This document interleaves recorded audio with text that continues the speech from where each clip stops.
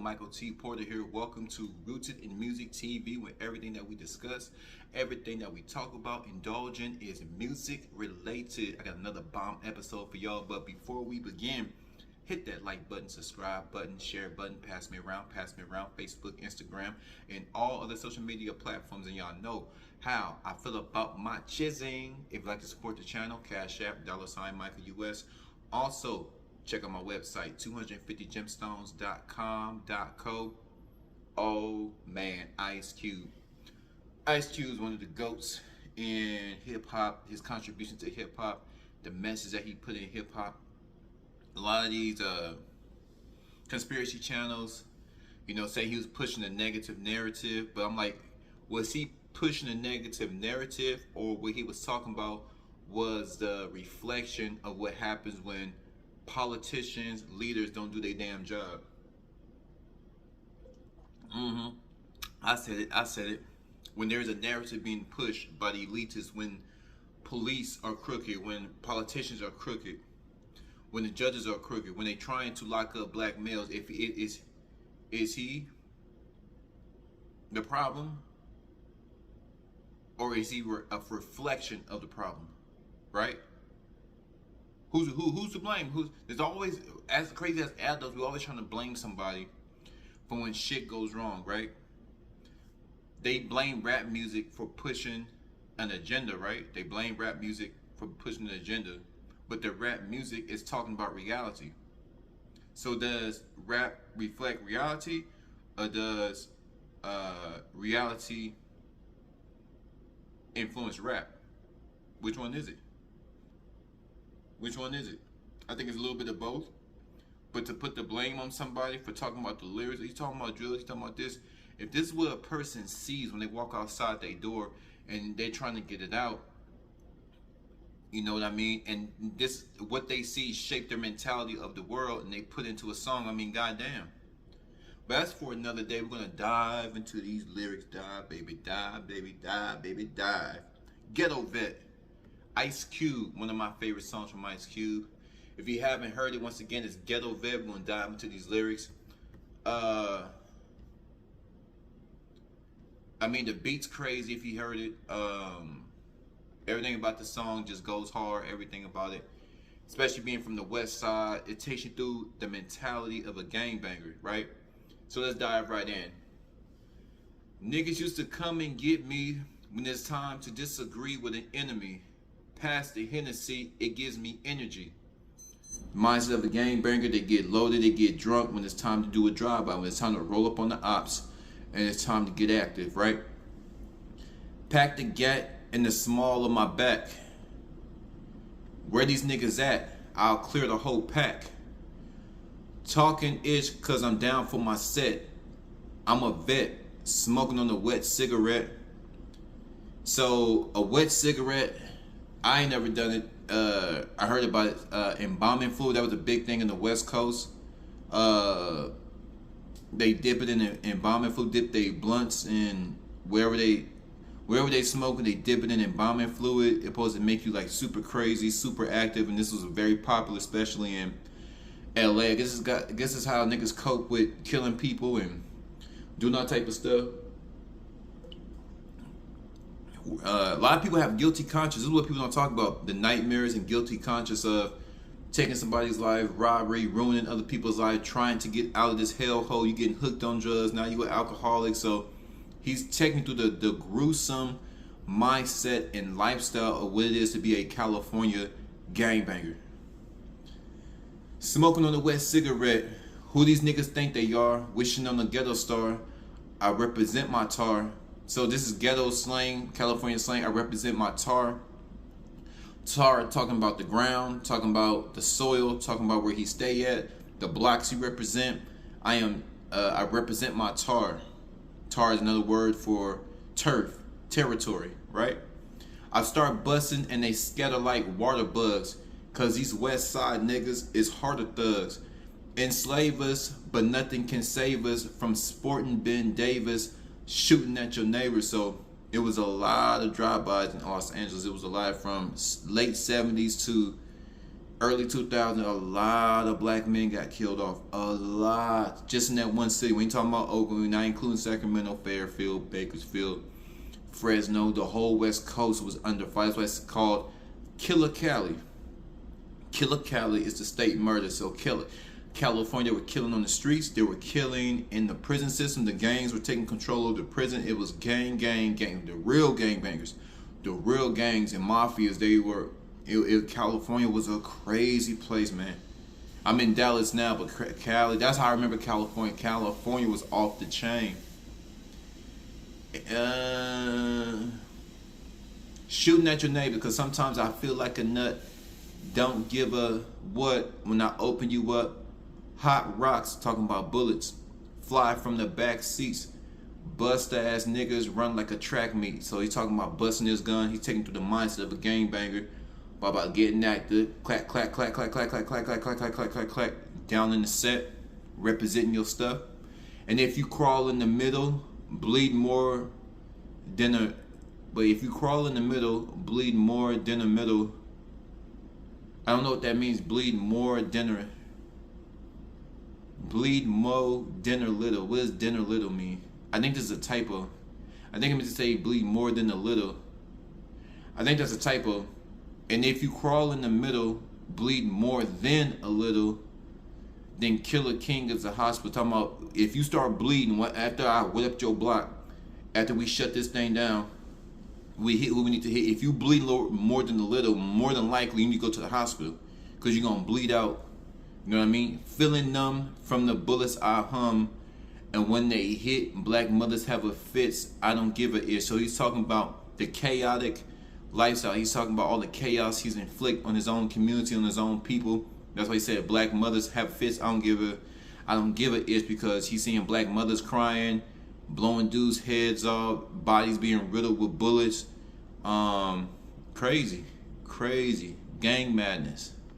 Fool, this the chorus. Fool, I'm a vet, you can bet. I could dance underwater and not get wet. It's raining bullets and I'm still there.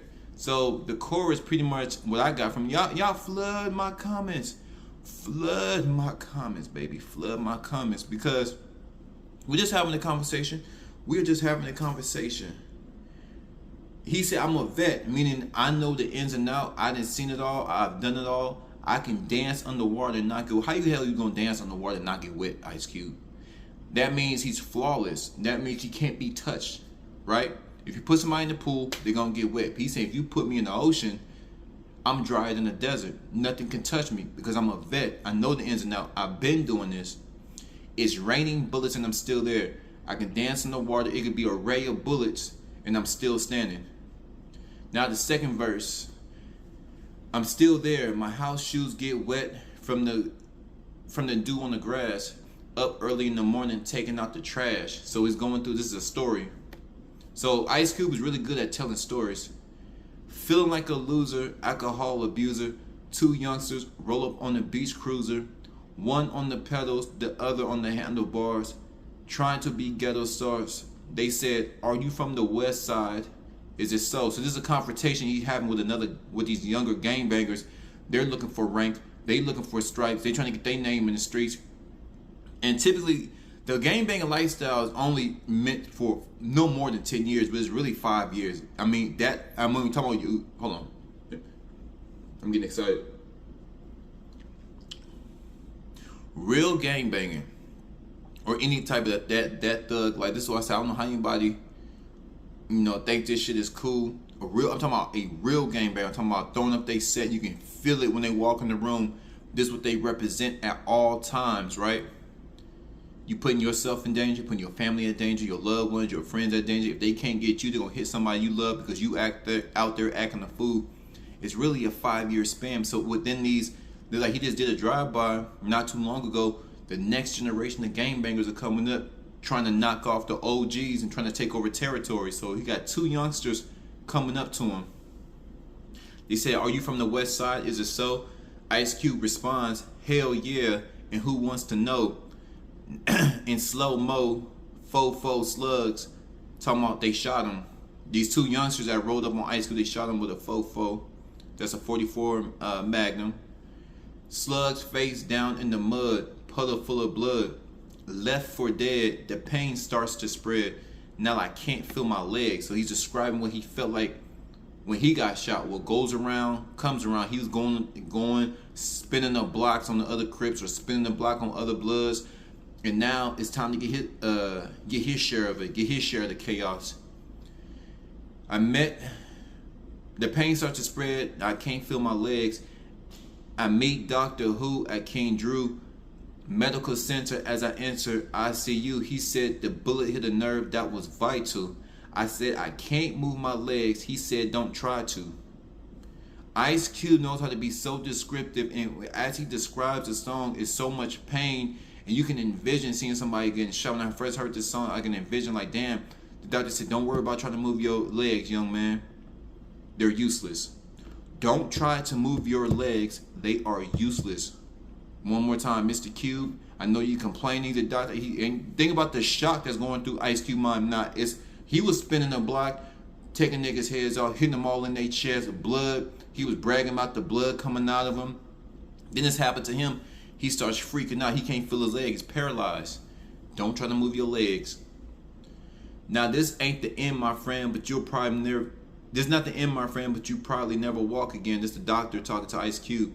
This Ice Cube talking. I sit there motionless, holding this pain inside, contemplating suicide. Now he's having suicidal thoughts because he just got hit up by some gang members and now he can't walk. At night I jerk and jerk, but my eggplant don't work. It won't even hurt. But my eggplant don't work. It don't even hurt. So he can't feel his legs and he can't feel his eggplant. His eggplant, right?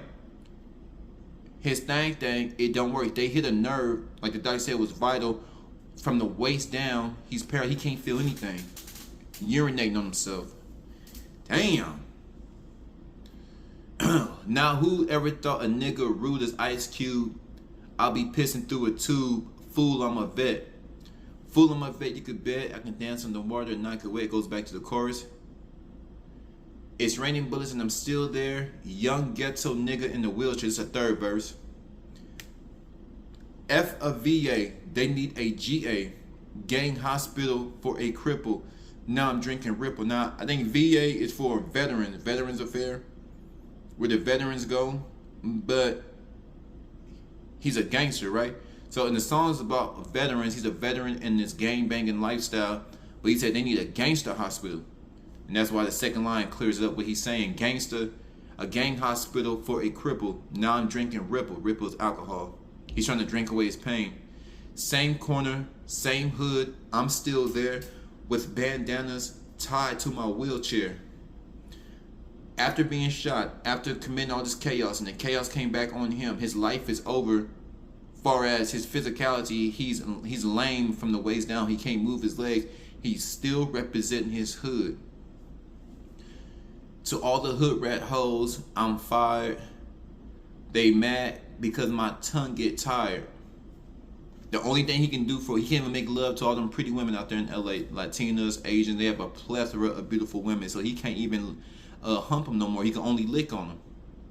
He's going to great detail what it's like to be a cripple, to be a gangbanger, to be a lame, to give your life to this gangbang lifestyle and the outcome. Now everybody want to put their dope on me, saying I won't get searched by the LAPD. He's still getting into it with the cops. He's still out there in the streets. I'm sitting on the doorway, deuce 5. He got a deuce 5 talking about his gun. So he's in a wheelchair in the doorway. He's still selling dope. He's still busting at fools in his wheelchair. Depending on that to keep my ass alive. I don't got folks, but my arms about a 1/6.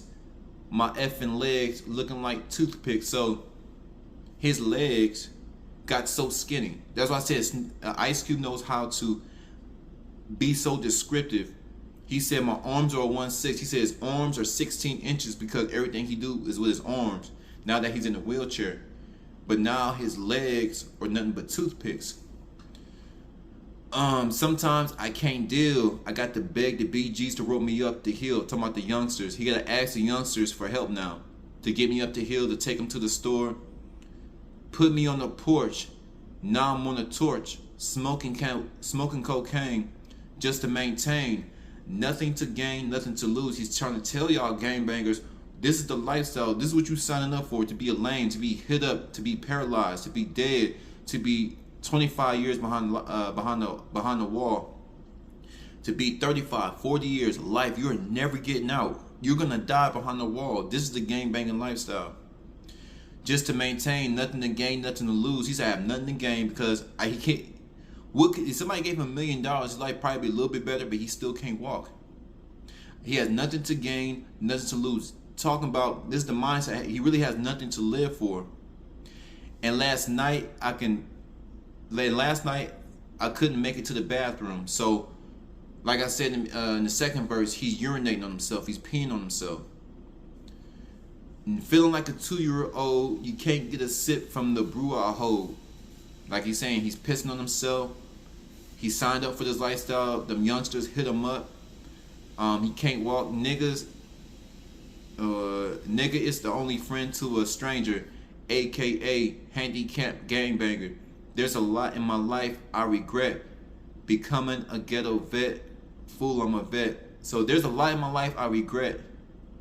So I think he's saying he regrets becoming a ghetto vet. He regrets giving his life away. That's the end of the song right there.